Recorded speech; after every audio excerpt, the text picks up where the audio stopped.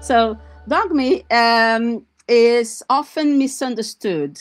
Okay, so let's clarify that.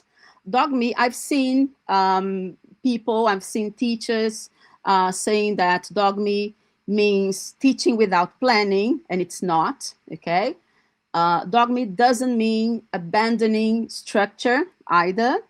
And it definitely doesn't mean just chatting. Okay. Oh, let's have a conversation lesson and just chat without any purpose.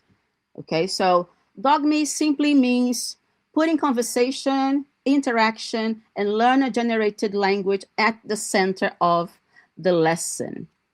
Okay.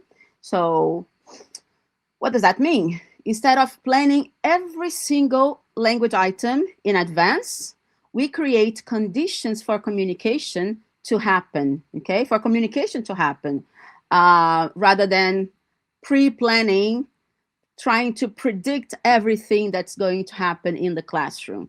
And then we teach language that emerges from that communication, okay? So in other words, communication comes first, and our teaching responds to what learners actually need. So dogme is more responsive teaching.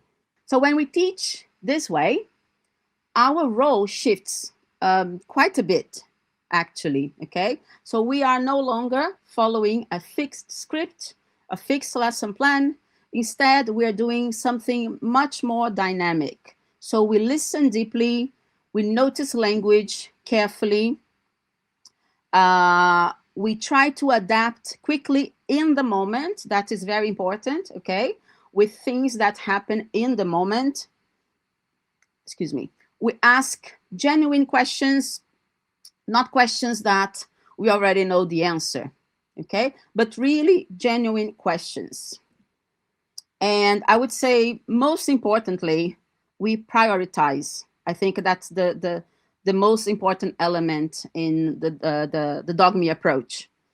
Why? Because in any communicative lesson, learners produce far more language than we can possibly address, right? Imagine those 40 learners talking to each other in groups, in pairs. It's impossible, okay? We're just human beings. It's impossible to address every single language bit that they produce. So we need to prioritize, yeah? Otherwise, it's just too overwhelming. So the skill is not correcting everything.